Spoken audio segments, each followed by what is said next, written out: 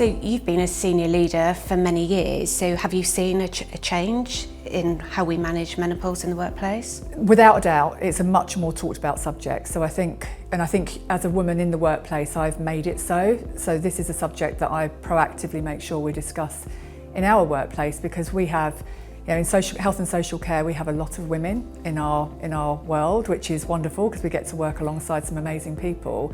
The reality of that, though, of course, is as we age, these become issues that are far more prevalent, and we need to make it okay to talk about the impact. So I lead by example, and I will often be in a meeting room where I will say, I'm having a menopause moment because I can't remember a word or think of a word, which is a really frightening symptom of menopause, actually, word finding difficulty, because if you've worked in social care, you'll know that's also a dementia symptom. So just knowing things like that are really empowering, because it means you can go, actually, I know what that is, I know why it's happening, I can move through it, and it stops the stress levels as well. Yeah, I agree, and they're the symptoms I think we should be talking about a lot more in the workplace, because we always default to the hot flashes, the disturbed sleep, the weight gain, but actually in the workplace, that worry, that fear about what's going on with that loss of mental clarity and memory is frightening. I think that's the one that has the biggest impact. So mental clarity and your memory, I think if you don't talk about it and you don't raise it, I think you start to think something's going wrong. If you don't raise it and talk about it, people don't understand, and then performance starts getting judged, and we mustn't allow that to happen. I think that's a really important thing to recognise, is that the right support and guidance and the right insights will help you make the right decisions about what you need to do to help you move through it. So as women, it's important that we lead by example, especially those of us that are going through it, because none of us really talk about menopause until we are in it. When you're premenopausal, you don't really seek to understand, I don't think. You want to understand, but you don't really understand until it starts affecting you. It's when it affects you that you start to think this is actually really, really impactful for people. And how do we surface it in a way that makes it an okay subject to talk about, but we put the right support around people when they need it. So we've heard lots, haven't we, about the problem of menopause in the workplace. So what was our decision making in developing the advanced menopause profile at Bluecrest? Well, it's really interesting, because when I joined the business, one of the big kind of cries for help from our team working with our businesses was we have nothing that supports women, either from a fertility perspective, understanding what's going on with their hormone health, but equally with menopause. And if there was one cry for any product, it was to bring a menopause product to the market. Within the advanced menopause profile, we have 5 components. So kind of the question back to you really, when you and Martin were thinking about what those components needed to be, why did you choose the 5 we've ended up with and then marry that up with a GP consult? Because I think if there's one piece of power in that profile, it is that ability to have a really meaningful conversation with a women's health expert that helps you understand what those results tell you. So what's in the test? Yeah, so estrogen is the one we start with that really gives us information about our fertility, but there's other hormones really related to that. So for example, sex hormone binding globulin shows how much estrogen and testosterone is available in our bloodstream. Testosterone we think is a male hormone, but actually gives us a really good insight, because all these hormones will affect different things. So some hormones related to our fertility, others such as testosterone related to our muscle mass. So really important. Other hormones give us a good indication of low libido, low mood. So getting that intelligence about each hormone can really empower people to then make the decision of what they want to do, how they're best going to manage this. We also put in thyroid, and thyroid's an interesting one because a deficiency in thyroid can mimic menopause. So we needed to put that in to eliminate that actually it wasn't a thyroid issue. So we were really happy with this profile, but bloods alone do not tell the full picture. So we knew really we needed women to be able to have access to a specialist in menopause to be able to look at their blood results, but also to really hear their symptoms and how life is for them. And combining the two together is the valuable piece that gives you great insight. So all women that undertake this profile get a private consultation with a GP, of which we're having great feedback as to the value of that. And I did the test, so when we were kind of putting the product together and we were looking at how might this help women, I was our guinea pig, as it were. And I kind of walked into that test thinking, I know everything I need to know about my menopause journey, and there's nothing else I need to do for me, but let's see what it tells me. And I was so wrong. So I think the couple of things that you highlight there. So the thyroid piece I thought was super helpful. I hadn't understood that thyroid symptoms could mimic menopausal symptoms, so ruling that out as an issue for me was really important.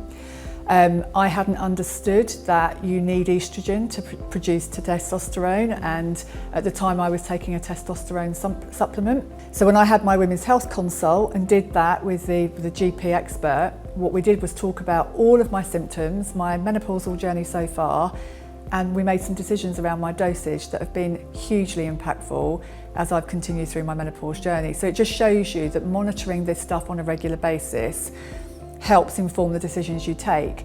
And I think just picking up on what you said about the value of speaking to the GP, it is so needed because we're all unique, and how we feel, how we manage those symptoms varies so much. So would you mind sharing any of the medication changes you made? And then I'd be really interested to know about lifestyle after that. So I had been taking testosterone for a couple of reasons. I exercise a lot, so really important to me that I can maintain my strength. And I think if there's one thing I've learned on my menopause journey is, doing cardio work isn't going to help my muscle mass. It's an important component. I love running, but actually my strength work became and is so much more important as I age in terms of keeping my muscle mass where it needs to be.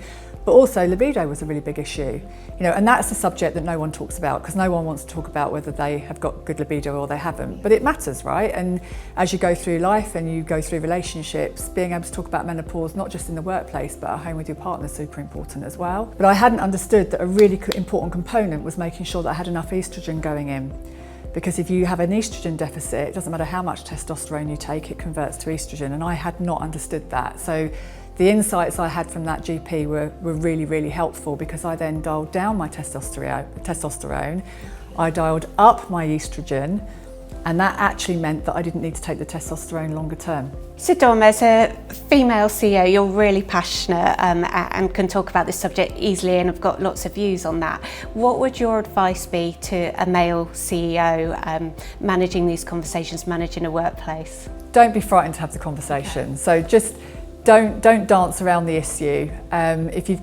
You're undoubtedly going to have some female colleagues around you that you've got good trust levels with. Ask them for some guidance and advice. If you're not quite sure how to table the subject, talk to them, ask them to support you. Just make it something that you want to bring into the workplace. Don't make it a taboo subject. I'm surrounded by quite a few male C-suite colleagues, and I've never felt uncomfortable talking to them about menopause because they're curious. So don't be frightened to be curious, be kind, above all else be kind. But don't be frightened, because most women will thank you for being brave enough to ask the question. Yeah, and I think it's putting in that education piece. I think if workplaces can provide this testing for women, it's brilliant, but it's then how do we go in and help women to manage some of those symptoms, because some women will go down the medication route, other women can manage the symptoms through lifestyle changes, and I just think as employers, we should really be able to support women with that and give those webinars and that education piece. And I think the education piece is so important for a couple of reasons. There's a real business metric around this, right? You support women well at work, you make it an okay subject to talk about, you make it open and transparent for the leadership around the business, you support your ladies when they've had a terrible night's sleep to maybe come in a little bit later, then your sickness absence goes down. People aren't frightened or hiding behind a different narrative because they're too frightened to say, well, this is the menopause that's causing me to be absent, and being worried about whether that's going to be a reason to give them a job or not. This is a really important thing. We have to make sure we face into it. And I think when you look at that level of absenteeism, because your fact about the 4 million women in the workplace, that's 4 million women within the menopause age of 45 to 55. So huge figures that we can really make an impact to reduce that absenteeism. And often these women will be coming back to the workplace having had families and children, or they will have worked through that period. And what a great asset to have back in the workplace, because we have individuals that have learnt to juggle all sorts of different commitments and priorities, supported well through menopause when we know we get the diary wrong, I only did that this morning, those sorts of things. Be a bit forgiving of that, and then you get nothing but it given back to you in spades, because commitment levels go up. So we've talked about having this advanced menopause profile available to women in the workplace. What else could HR teams do to support women's wellbeing in the workplace, especially around menopause? So I think the HR team are the facilitator of enabling the conversation, right? Because this is not just about HR. This is about leading this from the top, and this needs to be a culture-wide conversation, so a business-wide conversation.